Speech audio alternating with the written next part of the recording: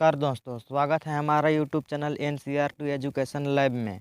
आप यदि आप भी पढ़ाई से जुड़े रहना चाहते हैं तो नीचे लाल बटन को दबाकर हमारा चैनल को सब्सक्राइब कीजिए और बेल आइकन को दबाना ना भूलें दोस्तों।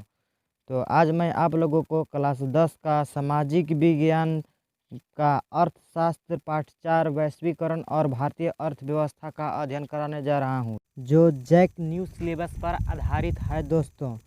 तो पहले हम लोग देखेंगे अध्याय के प्रश्नोत्तर, इसके बाद हम लोग देखेंगे दोस्तों बहुवैकल्पिक क्वेश्चन। तो पहला क्वेश्चन है दोस्तों, बहुराष्ट्रीय कंपनियां किसे कहते हैं? उत्तर, वैसे कंपनी जो एक से अधिक देशों से आयात निर्यात करे वैसे बड़े कंपनियों को बहुराष्ट्रीय कंपनियां कहते हैं। तो इसका अर्थ हुआ दोस्तों, वैसे कंपनियां जो एक से अधिक देशों से आयात निर्यात करते हैं वैसे कंपनियों को बहुराष्ट्रीय कंपनियां कहते हैं। दूसरा क्वेश्चन है दोस्तों, निवेश किसे कहते हैं? उत्तर, परिसंपत्तियों जैसे भूमि, भवन, मशीन और अन्य उपकरणों के खरीद में व्यय की मुद्रा को निवेश कहते हैं। तो जैसे कोई दूसरे कंपनियां हमारे देश में आए, बाहर से दूसरे देश से हमारे देश में आए कंपनियां, तो वे कहीं ना कहीं अपना कंपनी को बैठाने के लिए भूमि, भवन, मशीन या कोई भी अन्य उपकरण लेंगे, उसका व्यय जो होगा दोस्तों उसको निवेश कहते हैं। तो वही है दोस्तों, परिसंपत्तियां जैसे भूमि, भवन, मशीन और अन्य उपकरणों के खरीद में व्यय की गई मुद्रा को निवेश कहते हैं। तीसरा क्वेश्चन है दोस्तों, विदेशी निवेश किसे कहते हैं? उत्तर, बहुराष्ट्रीय कंपनियां द्वारा निवेश को विदेशी निवेश कहते हैं। तो इसका अर्थ हुआ दोस्तों, बहुराष्ट्रीय कंपनियां अन्य कंपनियां का स्थापना करना चाहती है, जहाँ दूसरे जगह कंपनियां लगाना चाहती है दोस्तों, तो वहाँ भूमि, अन्य उपकरण लेंगे, उसके द्वारा बहुराष्ट्रीय कंपनियां द्वारा जो निवेश होता है उसे हम लोग विदेशी निवेश कहते हैं दोस्तों। चौथा क्वेश्चन है दोस्तों, वैश्वीकरण क्या है? उत्तर, विभिन्न देशों के परस्पर संबंध और तीव्र एकीकरण की प्रक्रिया वैश्वीकरण कहलाता है। तो इसका अर्थ हुआ दोस्तों, एक से दूसरे देशों से संबंध रखना। यहाँ की कंपनियाँ दूसरे देशों को कंपनियाँ में संबंध जो होता है दोस्तों उसे वैश्वीकरण कहते हैं। नेक्स्ट क्वेश्चन है दोस्तों, उदारीकरण किसे कहते हैं? उत्तर, सरकार द्वारा अवरोधों अथवा प्रतिबंधों को हटाने की प्रक्रिया को उदारीकरण कहते हैं। नेक्स्ट क्वेश्चन है दोस्तों छठा, वैश्वीकरण प्रक्रिया में बहुराष्ट्रीय कंपनियां की क्या भूमिका है? उत्तर, बहुराष्ट्रीय कंपनियां विभिन्न देशों के बीच संबंध को तेजी से बढ़ा रही है, साथ ही विभिन्न देशों के बाजारों में उत्पादनों का भी तेजी से एकीकरण हो रहा है इत्यादि। तो दोस्तों, कंटेनरों से क्या लाभ रहा है? उत्तर, कंटेनरों के कारण ढुलाई लागत में भारी बचत हुई है और माल के बाजारों तक पहुंचाने की गति में वृद्धि हुई है। क्वेश्चन है दोस्तों, इंटरनेट से क्या लाभ है? उत्तर, इंटरनेट द्वारा विश्व भर में एक दूसरे से संपर्क करने में, सूचनाओं को तत्काल प्राप्त करने में, सभी प्रकार की जानकारी प्राप्त करने में, कम मूल्य पर विश्व भर में बात कर सकते हैं इत्यादि। तो इंटरनेट का लाभ आप लोग खुद भी जानते ही होंगे दोस्तों, इंटरनेट से हमें बहुत सारे लाभ हैं। विश्व व्यापार संगठन WTO का उद्देश्य? उत्तर, एक, अंतर्राष्ट्रीय व्यापार को उदार बनाना।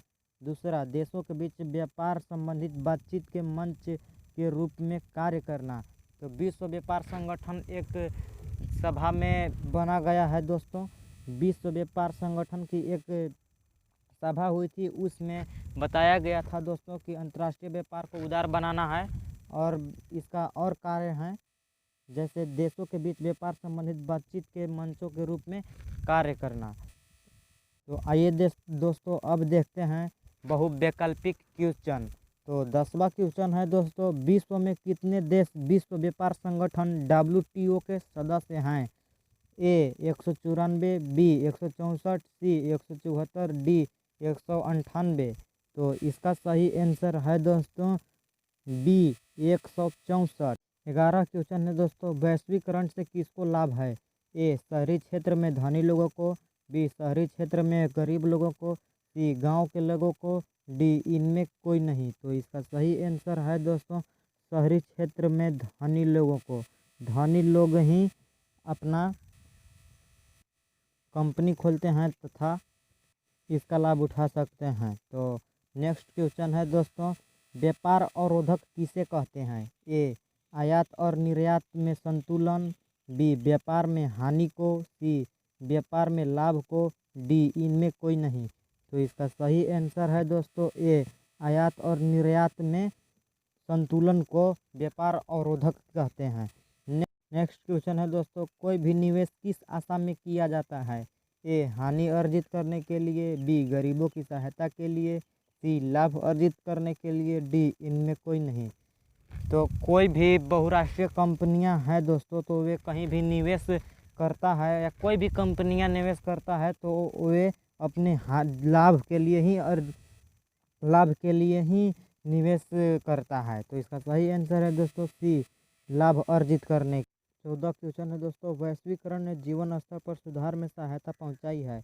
ए सभी लोगों को, बी विकसित देश के लोगों को, सी विकासशील देश के श्रमिकों को, डी उपयुक्त में से कोई नहीं। तो इसका सही आंसर है दोस्तों विकसित देशों के लोगों को।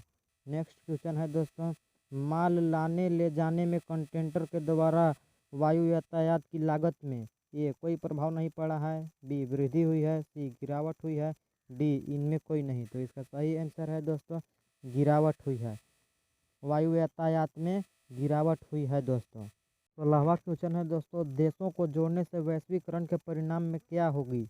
ए उत्पादकों के बीच कम प्रतिस्पर्धा होगी, बी उत्पादकों के बीच अधिक प्रतिस्पर्धा होगी, सी उत्पादकों के बीच प्रतिस्पर्धा में परिवर्तन नहीं होंगे, डी इनमें कोई नहीं। तो इसका सही आंसर है दोस्तों उत्पादकों के बीच अधिक प्रतिस्पर्धा होगी यदि वैश्वीकरण। नेक्स्ट क्वेश्चन है दोस्तों, विश्व के देशों में बहुराष्ट्रीय कंपनियों द्वारा निवेश का सबसे अधिक सामान्य मार्ग है? ए नए कारखानों की स्थापना, बी स्थानीय कंपनियों को खरीद लेना, सी स्थानीय कंपनी की साझेदारी करना, डी इनमें कोई नहीं। तो इसका सही आंसर है दोस्तों बी स्थानीय कंपनी को खरीद लेना। तो हमें आशा है दोस्तों कि आपको यह वीडियो पसंद आया होगा। यदि पसंद आया है तो नीचे लाल बटन को सब्सक्राइब जरूर कीजिएगा दोस्तों, और लाइक कीजिए तथा दोस्तों को साथ में ज़रूर शेयर कीजिएगा।